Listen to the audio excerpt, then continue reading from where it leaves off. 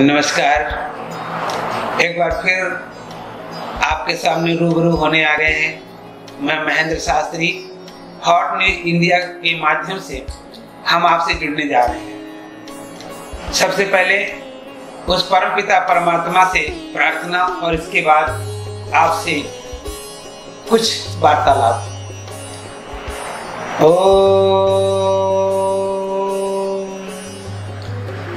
मंगलम भगवान विष्णु मंगलम गरुड़ध्वजा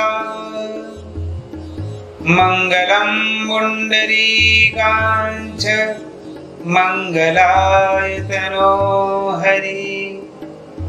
गुरुर्ब्रह्मा गुरुर्विष्णु गुरुर्देवो महेश्वरा गुरु साक्षात् परब्रह्म तस्मै श्री गुरुवे नमः। मैं उन गुरु के चरण कमलों में वंदन करता हूँ, उन गुरु चरण कमलों की प्रार्थना करता हूँ कि मैं और मेरे जितने भी मित्र हैं, मिलने वाले हैं, सभी का कल्याण हो। क्योंकि हम सर्वे भवन्तु सुखिना सर्वे सन्तु निरामया सर्वे भद्राणि। हम तो सभी का कल्याण चाहने वाले हैं, इसलिए सभी के लिए प्रार्थना करते हैं कि हे प्रभु, जितने भी हमारे मिलने जुलने वाले हैं, जितने भी हमारे भाई बंधु हैं, सभी प्रसन्न रहें। ये जो दिन चल रहे हैं श्राद्धों के हैं। मैंने पहले भी वीडियो में ये बताया हुआ है कि श्राद्ध पक्ष चल रहा है और इस श्राद्ध पक्ष में माता लक्ष्मी का पूजन होता है। माता लक्ष्मी जो वैभव देती हैं, ऐश्वर्य देती हैं, जिनके बिना बंधु जीवन में कुछ भी नहीं है। आप आरती जब पढ़ते हैं तो उसमें सीधे लिखा हुआ है, जय लक्ष्मी माता है मैया, जय लक्ष्मी माता, तुम बिन यज्ञ न होते वस्त्र न कोई पाता। यानी बिना लक्ष्मी माँ के भोजन भी नहीं मिलना है, बिना लक्ष्मी माँ के वस्त्र भी नहीं मिलने, बिना लक्ष्मी माँ के कृपा के बंधु इज्जत भी नहीं मिलनी है। क्योंकि सर्वे गुणा कांचन माश्रयन्ति, सभी गुण किसमें है? धन में है। तो इसलिए इस श्राद्ध पक्ष में अष्टमी तिथि का जो श्राद्ध आता है वो माता लक्ष्मी का भी व्रत लेकर के आता है, जिसमें हमारी माताएं 16 गंडे वाला और 16 धागों का गंडे लगे हुए हाथ में बांधती हैं धागा। 16 उसमें तंतुएं होती है और 16 ही गांठें होती हैं। इसी प्रकार से वो माताएं अपने परिवार के हिसाब से, जो कुंवारे हैं बच्चे हैं उनके 2-2 और हस्बैंड वाइफ का 1 है। अगर 2 बच्चे हैं तो 2-2 4 और हस्बैंड वाइफ का 1 6 धागे बांध लेती हैं और इसके बाद में व्रत रखती हैं। व्रत रखने के बाद वो माता लक्ष्मी का पूजन भी करती हैं, उनसे प्रार्थना भी करती हैं कि मेरे घर में आपका वास हो, मेरे घर में माता लक्ष्मी का वास हो। ऐश्वर्य की देने वाली माँ, हम अपने परिवार में कुशलता की प्राप्ति के लिए, सद्बुद्धि की प्राप्ति के लिए, ज्ञान की प्राप्ति के लिए और धर्म की प्राप्ति के लिए आपसे निवेदन करते हैं कि माँ, हमारे घर में आप विराजमान। वो माताएं मंदिर से धागा लेकर के जाती हैं, हाथ में धागे को बांध के रखती हैं और सायंकाल 3-4 बजे पंडित जी ने दिया जला करके हाथी को रख करके वो कथा सुनाई जाती है। वो हमारी माताएं जाकर के बैठ करके कथा सुनती हैं और इसके बाद में चने के दाने को लेकर के उसमें आटे को लपेट करके हर बार एक प्राचीन पंजाबी भाषा में या लोक भाषा में राजा पूजे राजनु मैं पूजा सुहागनु, इस प्रकार से कहते हुए वो अपने मंत्र के द्वारा झाड़ मारते हुए एक एक दाने को पानी में डालती है और इसके बाद बेरी में जाकर के वहां पर पूजन करती है। कहने का तात्पर्य यह है कि माता लक्ष्मी की कृपा बहुत आवश्यक है। बिना इनकी कृपा के कोई अपना नहीं होता, कोई भाई नहीं होता, कोई बंधु नहीं होता। इसलिए अगर आप करेंगे मेरे कहने के अनुसार माता लक्ष्मी का पूजन, तो विश्वास रखिए आपके जीवन में धन की कमी नहीं रहेगी। ओम ह्रीं श्रीं कमले कमलालय प्रसीद प्रसीद श्रीं ह्रीं श्रीं ओम महालक्ष्मी नमः। जिस दिन ये व्रत रखा जाए उस दिन जिसने व्रत रखा हो इस मंत्र का जाप करें। एक बार मंत्र फिर दोहराऊंगा। ओम ह्रीं श्रीं कमले कमलालय प्रसीद प्रसीद श्रीं ह्रीं श्रीं ओम महालक्ष्मी नमः। इस मंत्र के द्वारा माता लक्ष्मी बहुत ही जल्दी प्रसन्न होती है। ये कहानी है बहुत पुरानी। इसी व्रत में एक कथा आती है।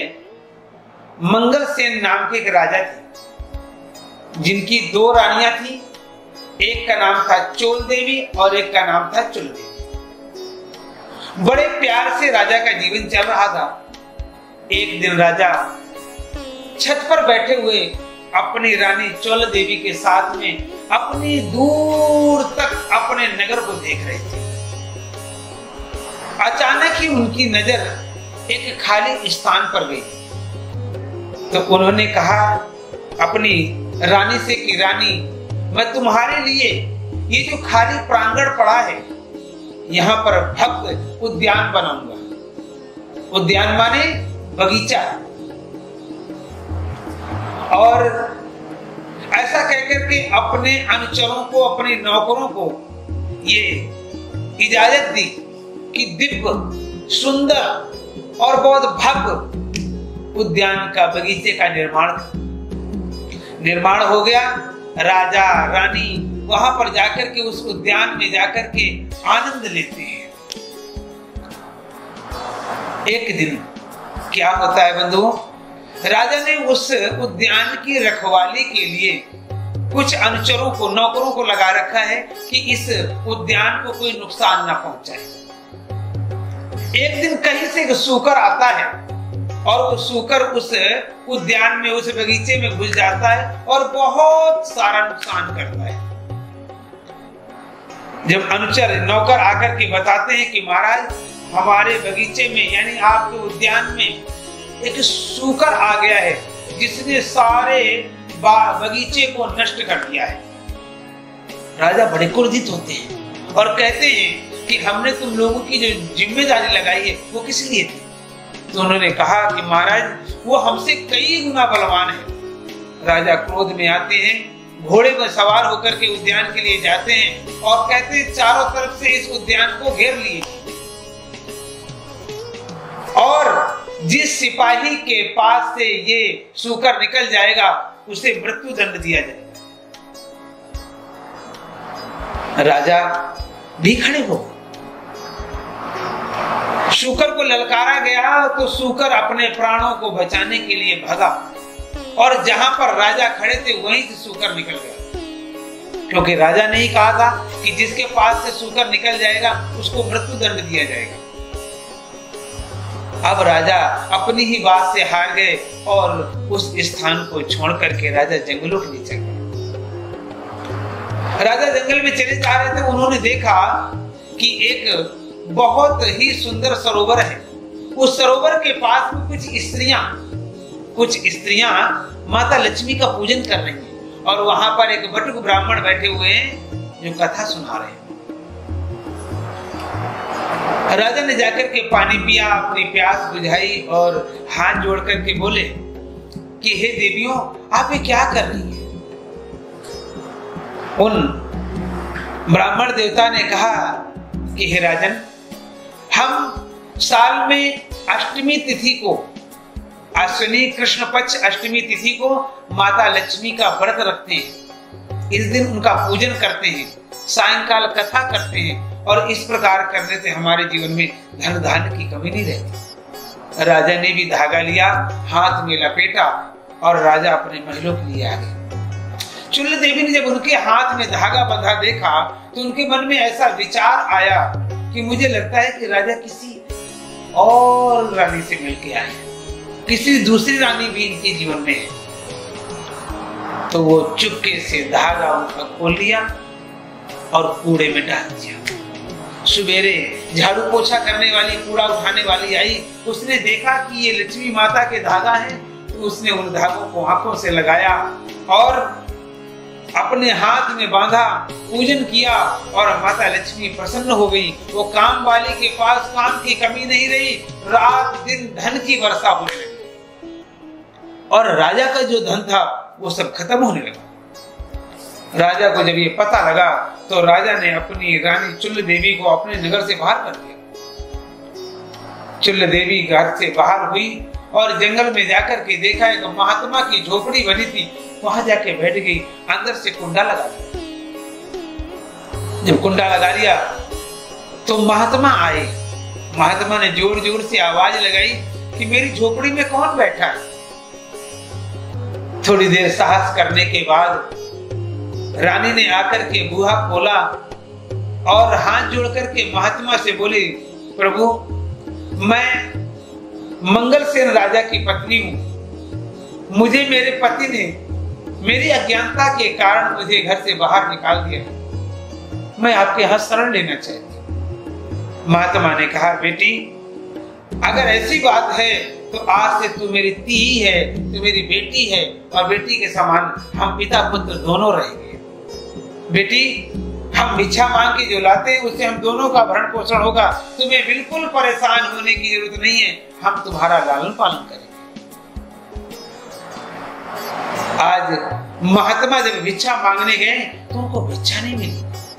3-4 दिन हो गए, महात्मा परेशान। महात्मा ने आकर के चुल्ल देवी से कहा, बेटी, जब तू नहीं आई थी तब मुझे भिक्षा में इतना धन मिलता था कि मैं खुद खाता था और मैं बांटता था। लेकिन जिस दिन से तू आई है ना बेटी, उस दिन से घर में धन धान्य की कमी हो रही है। चुल्ल देवी की आंखों में आंसू आ गए। हे राजन, हे मेरे पिता तुल्य महात्मा जी, यही कारण से तो मुझे राजा ने निकाला है। क्या कारण था? बताया, वो लक्ष्मी माता के धागा। मैंने उनका अपमान किया था, इस कारण मैं इस दशा को प्राप्त हुई हूं। अगर कहीं पर ये कथा हो रही हो, कहीं ये धागे मिल रहे हो, तो आप ले आना, मैं आपका एहसान जिंदगी भर नहीं भूलूंगा। महात्मा गए और समय आ गया था यही अश्विनी महीना कृष्ण पक्ष अष्टमी का। महात्मा ने जाकर के देखा कि एक ब्राह्मणी धागे बना रही है। महात्मा ने जाकर के कहा कि हे ब्राह्मणी, मुझे 2 धागे दीजिए। 2 धागे ला करके एक चुल्ल देवी को दिया और एक महात्मा ने अपने हाथ में बांध लिया।